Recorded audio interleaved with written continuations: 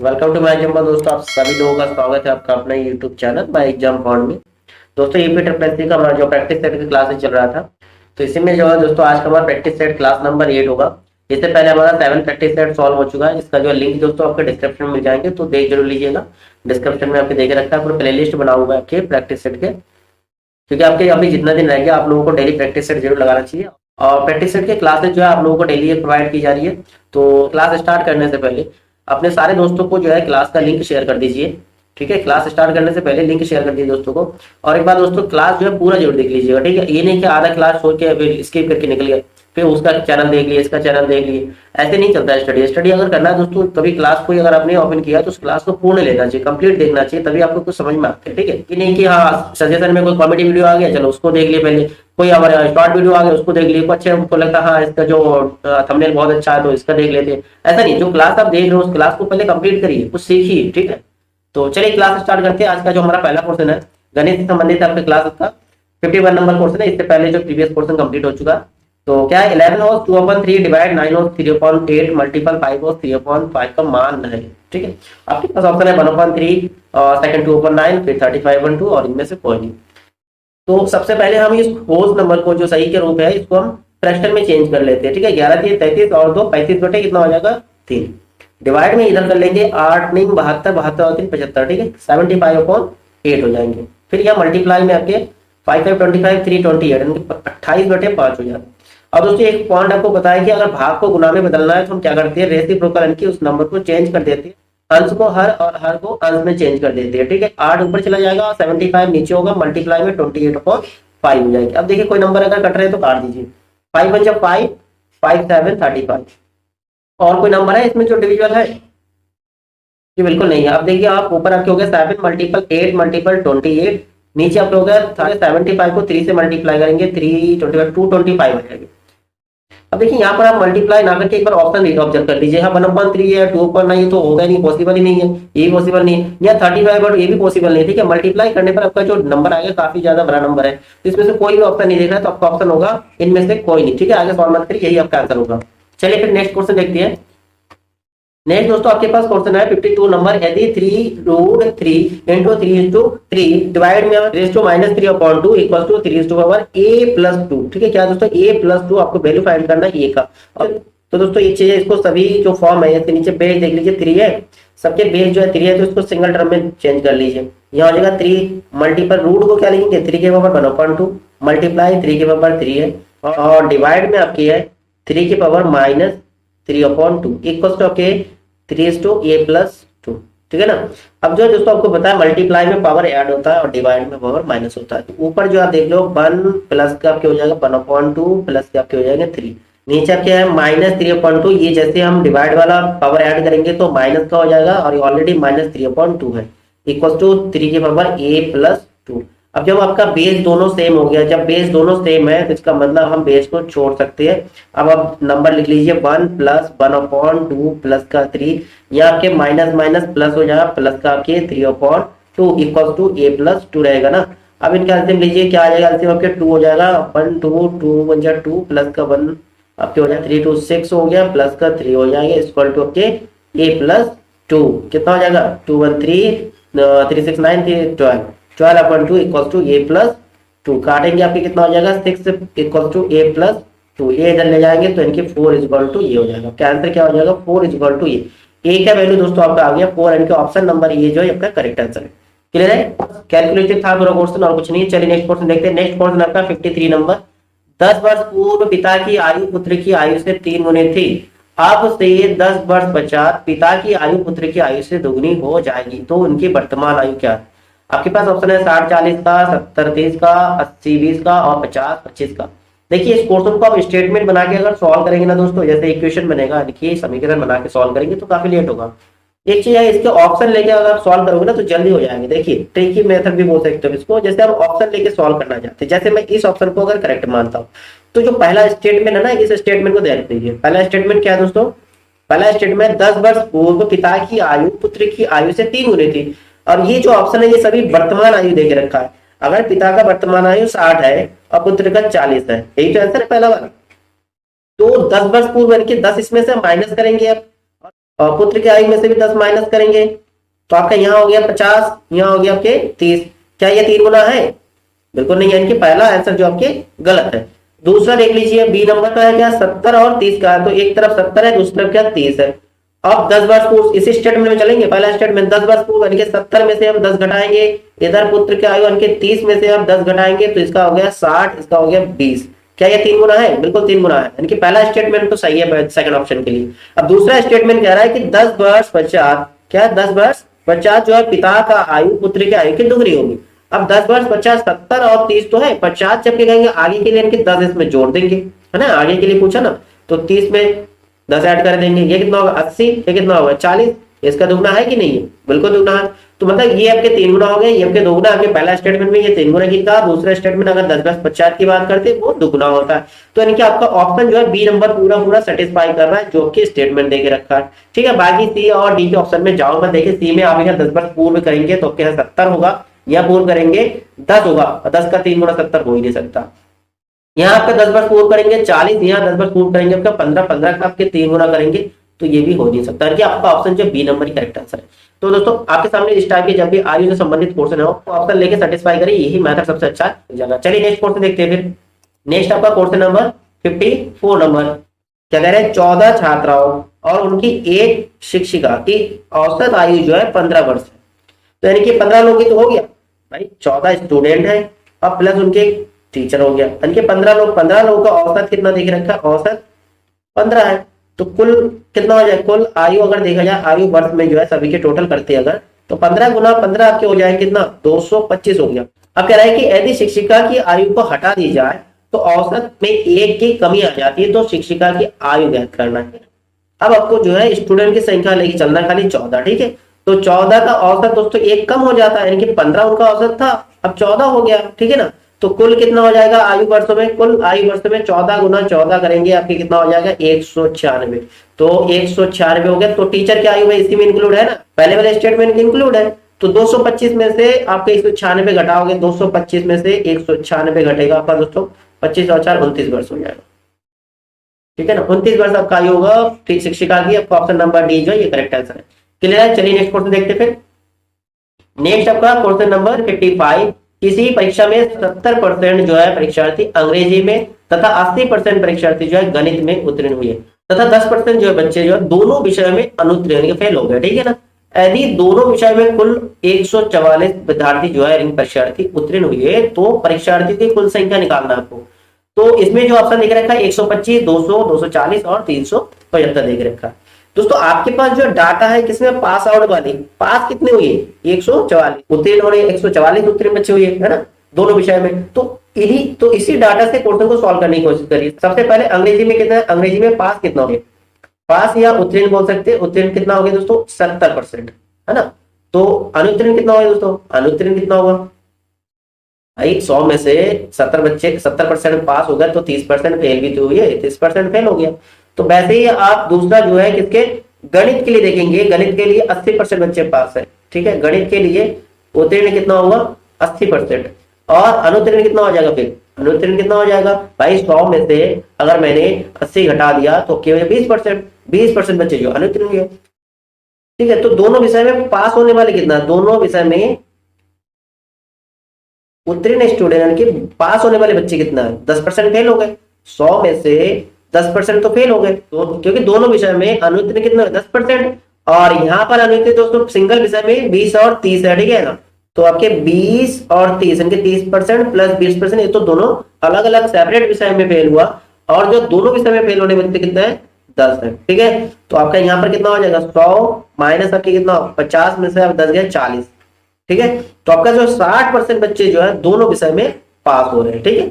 अब आपके पास जो है डाटा किसका देख रखा है दोस्तों? पास आउट का ही डाटा देख रखा है। 144 बच्चे जो है पास आउट है, ठीक है। तो अगर टोटल बच्चे x का 60% बच्चे, x का 60% बच्चे जो है 144 है, ठीक है। x मतलब टोटल संख्या मान लिया हमने कि टोटल बच्चे जो है यानी परीक्षार्थी x है। x का 60% पास हो गया, यानी कि x अब कितना हो जाएगा यहाँ पर?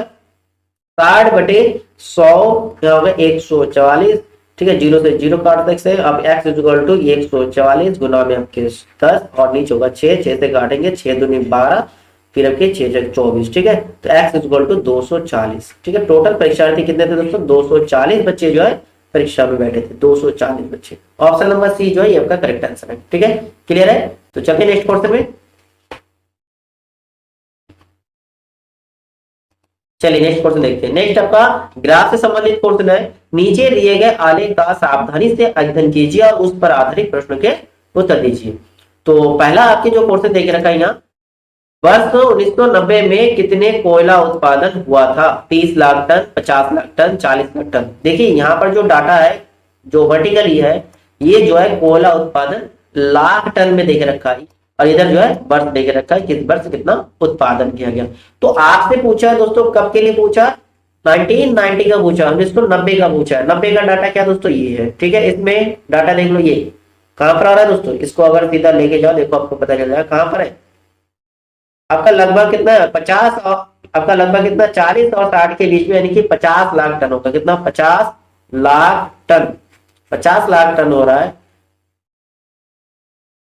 तो आपका ऑप्शन जो है दिख रहा है कि ऑप्शन जो है बी नंबर ये आपका करेक्ट है, 50 लाख टन, ठीक है। कोई सॉल्व करने की ज्यादा जरूरत है, आपका एनालाइज करके आंसर दे सकते हो। ग्राफ का क्वेश्चन ऐसे ही मजा आता है। ग्राफ की क्वेश्चन कोई प्रॉब्लम नहीं, एक आध क्वेश्चन तो रट देती है और सारे क्वेश्चन आपके सिंपल होता है। ग्राफ में आपके जो 20 नंबर है ना, 20 में से 18 तो अटेम्प्ट कर ही सकती हो आराम से, और प्रारंभिक में एक आध कर ले, 20 का स्कोर बना सकते हो आराम से 25 में, ठीक है। तो चलिए नेक्स्ट क्वेश्चन देखते हैं। नेक्स्ट आपका क्वेश्चन नंबर 57 क्या कह रहा है? निम्नांकित वर्षों में किन 2 वर्षों में कोयला का उत्पादन एक समान था? ठीक है, किसमें? उच्चतम में। देखिए यहाँ पर डाटा आपको देखना 88, 92 का, 87, 89 का, 90, 91 का, 91, 94 का। एक समान उत्पादन की बात कर, देखिए अब डाटा को एक समान में देखेंगे। देखो यहाँ ये एक डाटा बन रहा है, एक समान बन रहा है आपकी 89 और 93 में बन रहा है। आपके डाटा और कहाँ बन रहा है? आपके डाटा ये एक बन रहा है। तो आपको उच्चतम में देखना, हाईएस्ट में। हाईएस्ट में देखो ये उच्चतम में ये बन रहा है एक डाटा, किसमें? ये आपके 91 का हो गया, और ये आपके 94 का हो गया, ठीक है। 91 और 94 का डाटा उच्चतम में समान है। क्या ऑप्शन नंबर जो डी है ये देख रहे हो, 91 और 94 में उच्चतम डाटा के समान उत्पादन था 1991 और 1994 में, ठीक है। चलिए क्लियर हो फिर से? तो आपको पेन चलाने की जरूरत था इस क्वेश्चन में? नहीं था। अब आराम से डाटा को देखते हैं, आंसर दे देते, ठीक है। चलिए नेक्स्ट क्वेश्चन देखते हैं। नेक्स्ट आपका क्वेश्चन नंबर 58, वर्ष 1991 का कुल उत्पादन वर्ष 1988 के कुल उत्पादन से कितने प्रतिशत अधिक या कम? ठीक है, 41, 50, 41% अधिक, 50% कम, 30% अधिक, या इनमें से कोई। तो आप देखिए सबसे पहले डाटा तो आपको देख रहा है 1991 का देखना है, 1991 का देख लीजिए। 1991 ये है, इसका कितना है दोस्तों? 60 है। 1991 में जो है 60 है। और 88 का देखना आपको, 88, 88, ये आपके देख रहे डाटा कितने का? 20 का। 1988 में दोस्तों 20। तो आपसे पूछा वर्ष 1991 का कुल उत्पादन वर्ष 1988 के कुल उत्पादन से कितने प्रतिशत कम? भाई कम या अधिक? तो यहाँ कमी दिखाई दे रहा है। कितने की कमी हो रहा है दोस्तों? 40। और आपसे पूछे प्रतिशत कमी, तो प्रतिशत कमी निकालना है, तो प्रतिशत कमी या अधिक निकालेंगे। जिसके लिए पूछती है उसके जो कमी या ज्यादा होता है उसके वैल्यू ऊपर लिखते हैं, और जिसके तुलना में पिछले सेकंड डाटा 1988, 88 कितना? 20 है, तो 20 आप नीचे लिखेंगे, गुना में 100 करेंगे, ठीक है। तो 20 पंजे 100, 5 और 20, सबके 200%। कितना परसेंट? 200% अप्रोक्स अधिक है, ठीक है। 200% ऑप्शन है नहीं, ऑप्शन नंबर डी जो है ये आपका करेक्ट आंसर होगा। इनमें से कोई नहीं, लगभग 200% अधिक है 1991 उत्पादन 1988 की तुलना में। चलिए नेक्स्ट क्वेश्चन देखते हैं। नेक्स्ट आपका क्वेश्चन नंबर 59, किस वर्ष कोयला के उत्पादन में अपने पूर्ववर्ती वर्ष की तुलना में उत्पादन ह्रास, ह्रास मतलब कमी जिसे बोलेंगे, कमी प्रतिशत अधिकतम था? अब देखिए जहां ग्राफ आपके डाउन हो रहा है ना, वहां ही कम हो रहा है ना। देखिए एक तो यहाँ तो इंक्रीज हो रहा है, एक यहाँ डाउन हो गया, और ये थोड़ा इंक्रीज हो रहा है, इंक्रीज हो रहा है। एक यहाँ थोड़ा सा डाउन है, लेकिन वो डाटा तो ऊपर ही है। एक यहाँ डाउन हुआ। तो अब यहाँ दोनों डाटा देख लीजिए। यहाँ पर दोस्तों था 88 की बात करते, 88 20 है, और यहाँ 87 में 40 है। 40 में से अब 20 घटाएंगे और 20 की कमी हो गई, ठीक है। अब दूसरे डाटा यहाँ पर देखिए 1991 के डाटा देखते हो। 91 में कितना डाटा है दोस्तों? 91 डाटा देखते हो कितना? 60 है, ठीक है। और यहाँ पर 92 कितना दोस्तों? 92 20 है, ठीक है। इसमें भी आपके 20 है। तो अब कितने की? यहाँ 40 की कमी है। तो सबसे ज्यादा कमी सिंपल सी किसमें हुआ था? सबसे ज्यादा कमी, सबसे कमी कौन सा होगा? 92 में होगा। 92 में हुआ, यानी कि आपका ऑप्शन जो बी नंबर ये आपका करेक्ट है, ठीक है, ठीक है। चलिए नेक्स्ट क्वेश्चन देखते हैं।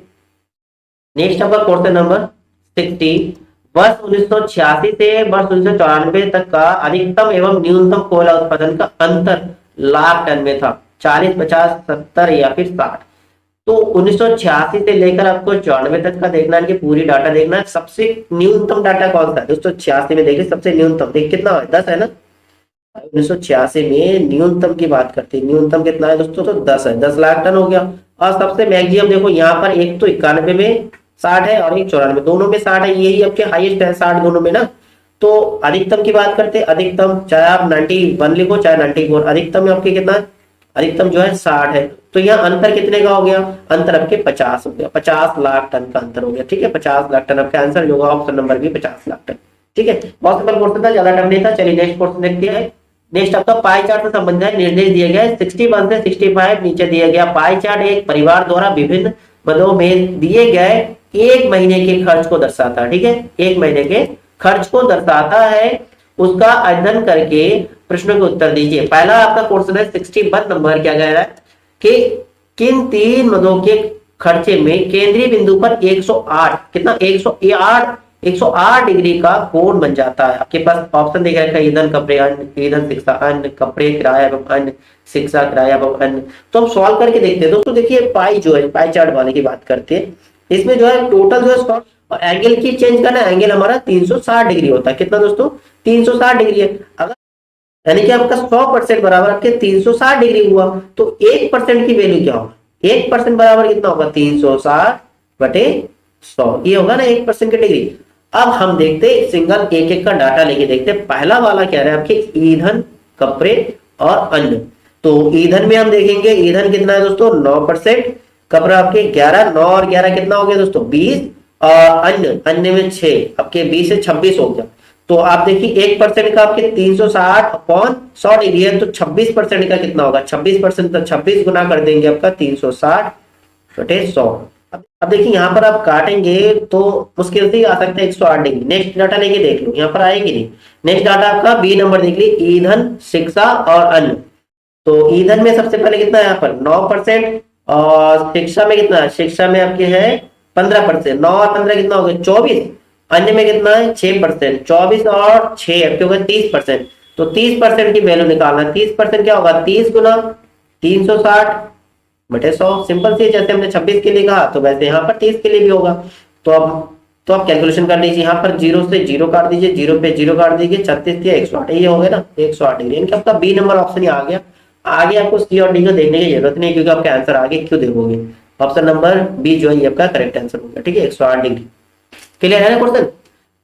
देखिए पाई चार्ट क्वेश्चन में ये पॉइंट ध्यान रखना, 100% बराबर 360 डिग्री। तो 1% के लिए चेंज करेंगे तो आपका 360/100 होगा। और इसी के अगर उल्टा पूछते, अगर 1 डिग्री के लिए पूछते हैं तो क्या होगा? 100/360। जब हमसे इसी का उल्टा पूछेंगे कि इतने डिग्री में कितने परसेंट होगा, तो परसेंटेज चेंज करने के लिए हम 1 डिग्री बराबर 100/360% करेंगे। ठीक है, चलिए फिर आगे का क्वेश्चन देखते हैं। नेक्स्ट आपका क्वेश्चन नंबर 62, यदि उस परिवार की कुल आय 25,000 हो तो किराया, इसका किराया तथा भोजन पर कुल मिलाकर कितना खर्च हुआ है? 11,250, 14,750, 11,250 या 8,500। ठीक है, तो परिवार की कुल आय कितना देख रखी है? कुल आय की बात कर रहे हैं। कुल आय दोस्तों 25,000 देख रखा है, ₹25,000। ओके, नेक्स्ट इन्होंने कहा कि किराया और भोजन पर कितना खर्च हुआ। तो किराया देखते हैं, अब किराया आपका कितना है? 14%, और भोजन का कितना है दोस्तों? भोजन आपके 45%।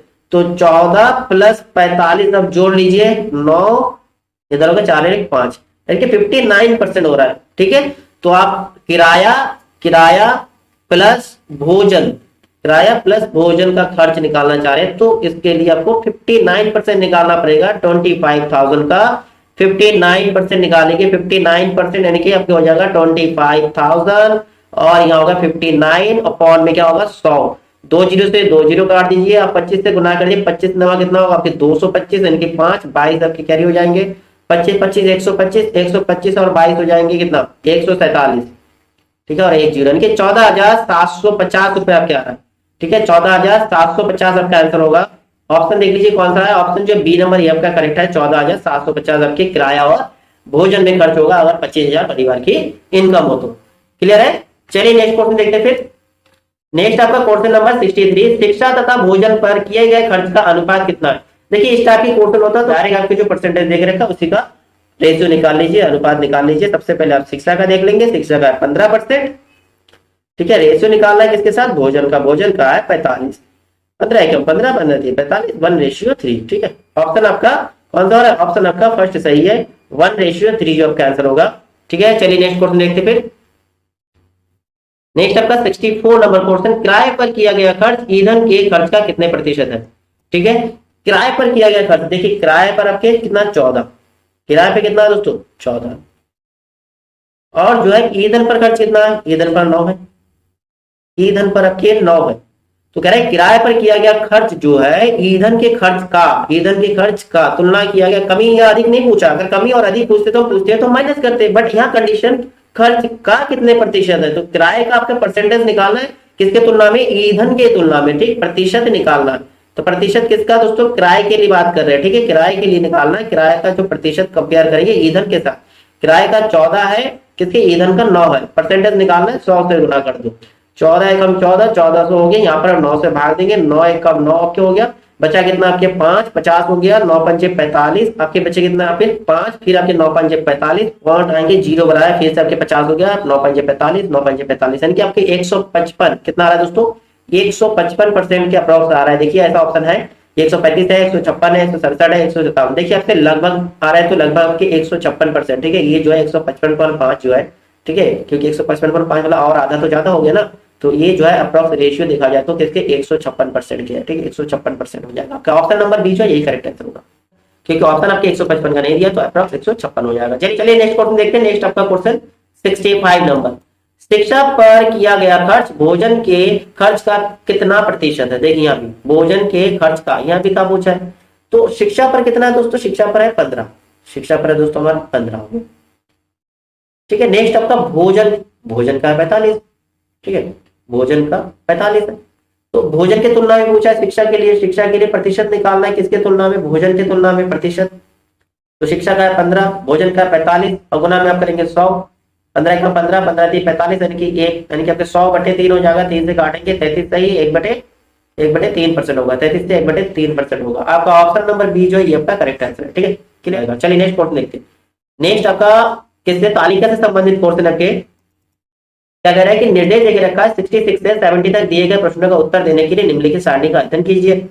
विज्ञान वर्षों में एक देश में हाई स्कूल और इंटरमीडिएट में दाखिला, और दाखिला जो देखे रखा है वो 1000 में, ठीक है। पहला जो स्टार्ट में देखिए हाई स्कूल में दाखिला लेने वाले यह और संख्या का प्रतिशत किसने जो है 13 और 15 वर्ष के बच्चे जो है 50% है, ठीक है ना, इनके आधार। तो वैसे इंटरमीडिएट में भी दाखिला लेने वाले ये हो गया, और उसमें 16 और 18 वर्ष के बच्चे जो है 11.6% है। और दोस्तों एक पॉइंट ध्यान रखेंगे, ये जो दाखिला जितना ये सब हजारों में है, देखिए यहाँ पर लिखा है 1000 में देखे रखा है, कि इसको हम 1000 से गुना करके डेसिमल को हटा सकते हैं, ठीक है ना। चलिए फिर क्वेश्चन देखते हैं। आपके पास पहला क्वेश्चन है 66 नंबर, निम्नलिखित में से कौन सा सत्य नहीं है, हमसे पूछा कौन सा सत्य नहीं है, तो देख लीजिए कौन सा इसमें सत्य नहीं है।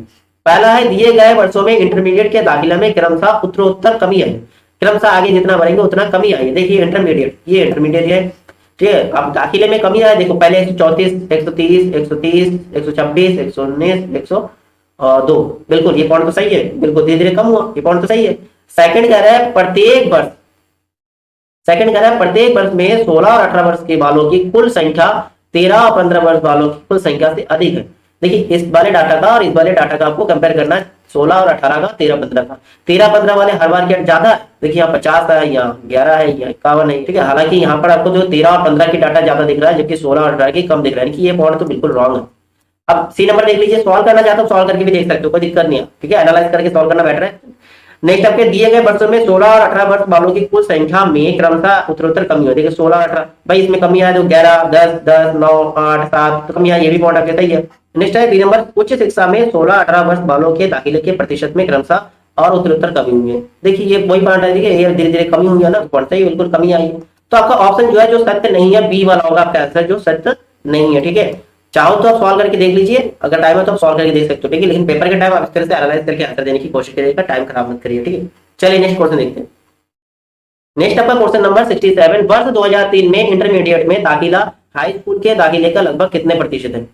वर्ष 2003 की बात कर रहे हैं, देखिए वर्ष 2003 में है इंटरमीडिएट में दाखिला। देखिए इंटरमीडिएट में कितना दाखिला हुआ, यहाँ आपके तो क्या हो जाएगा 12th वालों का 12 6 पॉइंट आपके 4 गुना करेंगे आपके 1000 से, तो होगा 126420 आफ्टर डेसिबल। ठीक है, ये हो गया आपके कितना 1,26,400 बच्चे जो है किसमें दाखिले लिए इंटरमीडिएट में। अब ऐसे ही आपको टेंथ का निकालना है, कितने का दोस्तों, टेंथ के बच्चों का देखना है। टेंथ का आप देखेंगे कितना 536.4 है ना, 536 पॉइंट आपके 4, इसको भी 1000 से गुना कर दीजिए, तो 53641020 पॉइंट डेसिमल के बाद जीरो के कितना 5,36,400। तो आपसे पूछा है कि इंटर के प्रतिशत पूछा है दाखिले का, तो प्रतिशत निकालने के लिए आपको क्या करना है दोस्तों, प्रतिशत किसका निकालना है, इंटर के बच्चों का प्रतिशत निकालना है हाई स्कूल के बच्चों के तुलना में। तो इंटर का कितना 1264 आपके 20, नीचे हो जाएगा आपके 536400 और यहाँ मल्टीप्लाई में आपके 100 करना है। ठीक है, 2 जीरो से 2 जीरो तो कट जाएंगे, पहली पॉइंट तो ये हो गया। अब आपके दूसरा रह गया 1264 इधर 5364, इनके 2 से काटते 2 6 हो गया, 2 3 2 दूनी हो गया, फिर 2 दूनी 4, 2 6 12, 2 8 16, फिर आपके हो गया 2 दूनी 4, मल्टीप्लाई में आपके 100 है।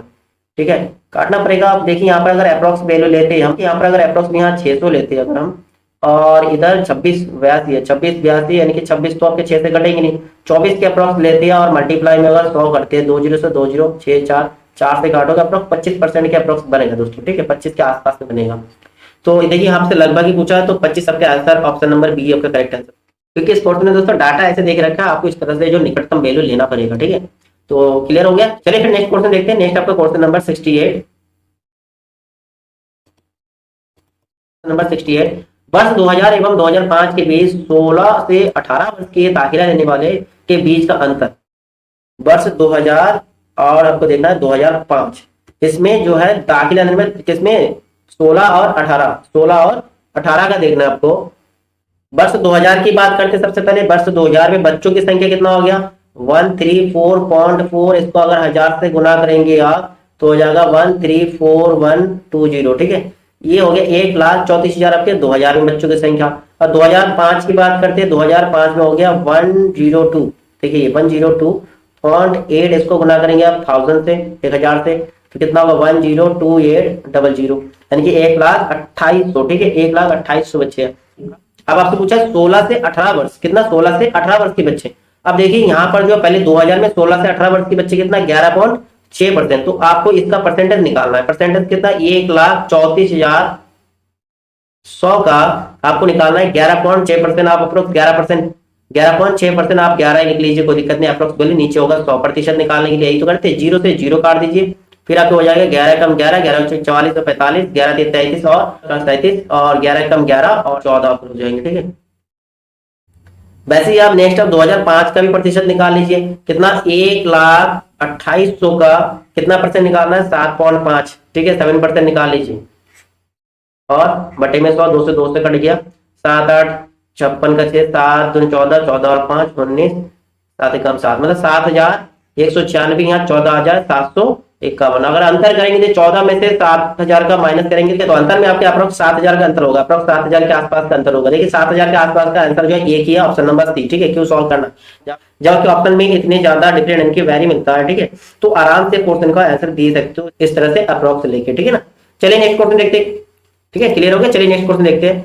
नेक्स्ट आपका क्वेश्चन नंबर 69, वर्ष 2004 और 2005 में इंटरमीडिएट में दाखिलों की संख्या में कितना अंतर है। 2004 और 2005, इसमें केवल दाखिला पूछा, उम्र का कोई बाउंडेशन नहीं है। 2004 आपका और 2005, ठीक है। इंटरमीडिएट में, तो इंटरमीडिएट में पहला तो 119.0 है 2004 में, ठीक है, ये 2004 की बात है।